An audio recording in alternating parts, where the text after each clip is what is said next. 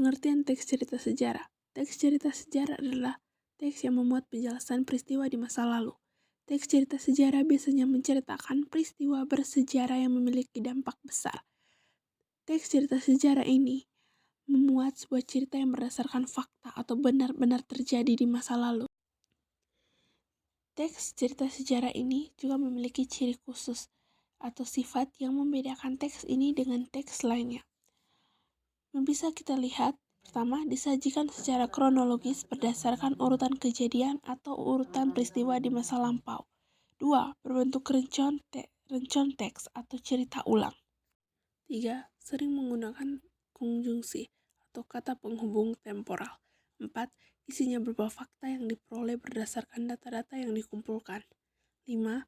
Struktur teksnya, orientasi, urutan peristiwa, reorientasi. Setiap teks pasti mempunyai fungsi masing-masing.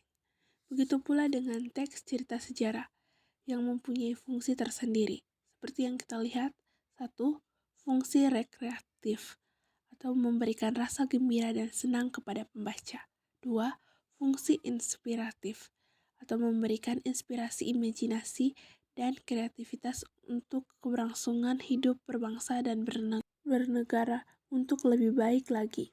3. Fungsi instruktif sebagai alat bantu dalam pembelajaran. 4. Fungsi edukatif atau yang dapat dijadikan petunjuk dan pelajaran kehidupan bagi manusia dalam berperilaku. Kita sering mendengar tentang teks cerita sejarah ataupun cerita sejarah. Kita pasti sering berpikir bahwa kedua teks ini memiliki isi dan fungsi yang sesama. Tetapi kedua teks ini bukanlah teks yang sama, tapi berbeda, baik secara isinya ataupun alurnya. Bisa kita lihat ada beberapa perbedaan yang mendasar antara teks sejarah dan cerita sejarah. Sama seperti teks yang lainnya, teks cerita sejarah juga memiliki struktur atau polanya tersendiri. Seperti gambar di atas, pertama, 1. Pengenalan situasi cerita, atau yang sering kita kenal adalah orientasi atau bagian perkenalan, yang dimana penulis mulai memperkenalkan latar belakang, baik waktu, tempat, ataupun karakter tokoh maupun tokoh yang ada dalam cerita tersebut. Kedua adalah pengungkapan peristiwa. Pada bagian ini, penulis mengungkapkan peristiwa atau kejadian awal yang berpotensi menimbulkan masalah atau awal dari sebuah permasalahan yang terjadi di dalam cerita tersebut. Yang ketiga adalah konflik. Di sini adalah bagian yang dimana terjadinya peningkatan masalah atau pertikaian atau masalah yang menyebabkan kesukaran. Yang keempat adalah puncak konflik. Pada tahap ini merupakan bagian yang paling menebarkan atau menghebohkan atau bagian klimaks yang memuncak dari sebuah pertikaian atau masalah yang terjadi. Yang kelima adalah penyelesaian atau resolusi.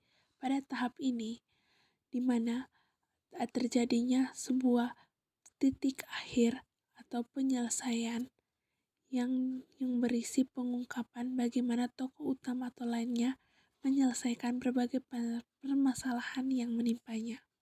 Juga merupakan jalan keluar dari permasalahan yang sebelumnya terjadi. Yang keenam adalah koda.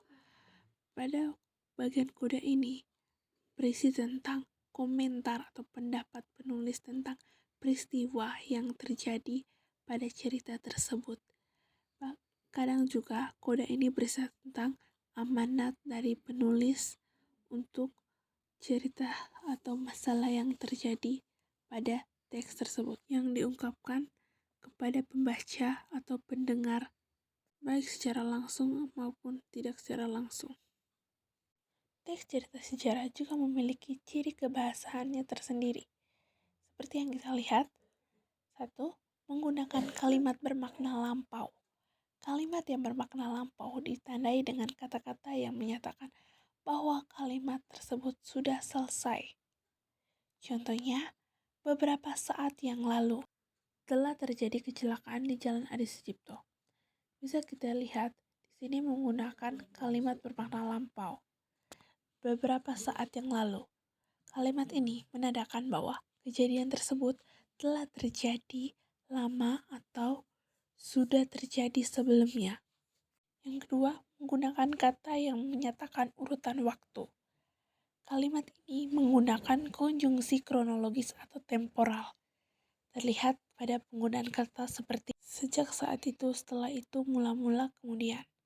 Contohnya seperti ayah merapikan diri dan menyisir rambutnya, kemudian berangkat ke kantor untuk bekerja. Yang ketiga, menggunakan kata kerja verba atau mental. Kata kerja ini merupakan jenis kata kerja yang mengekspresikan respon atau sikap seseorang terhadap suatu tindakan, keberadaan, atau pengalaman. Contohnya adalah kakak merasa sedikit aneh dengan surat yang diperolehnya. Di sini, kata merasa merupakan kata kerja mental. Yang keempat, menggunakan kata kerja material. Kata kerja material adalah kata kerja yang digunakan untuk menunjukkan perbuatan fisik atau peristiwa. Contohnya adalah kakak sedang mencuci piring. Sedang mencuci piring di sini adalah kata kerja material atau verba. Kelima adalah menggunakan kalimat langsung. Contohnya, tolong ambilkan. Kalimat ini ditandai dengan banyaknya kalimat langsung atau dialog. Yang keenam adalah menggunakan kata sifat untuk menggambarkan tokoh, tempat, atau peristiwa. Kalimat ini menggunakan kata-kata seperti prihatin, khawatir, wibawa, dan lain-lain. Kita lihat contoh dari kalimat tersebut.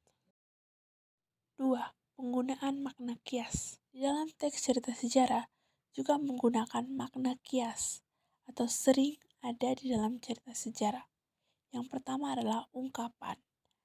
Dalam ungkapan ini menggunakan kata atau frasa yang bermakna kias. Kata atau frasa bermakna kias ini digunakan penulis untuk menarik atau menambah suasana atau untuk membangkitkan imajinasi pembaca saat membacanya serta memperindah cerita. Kedua adalah peribahasa. Selain menggunakan kata atau frasa bermakna kias, cerita sejarah juga banyak menggunakan peribahasa, baik yang berbahasa daerah maupun berbahasa Indonesia. Tujuannya adalah untuk memperkuat latar waktu dan tempat kejadian cerita. Sekian penjelasan saya. Saya Francisca Solani Fortuna Maningtyas dari kelas 12 Bahasa 1 mengucapkan terima kasih dan mohon maaf bila ada kesalahan kata atau kesalahan lainnya dalam menjelaskan materi ini. Sekali lagi terima kasih dan sampai jumpa.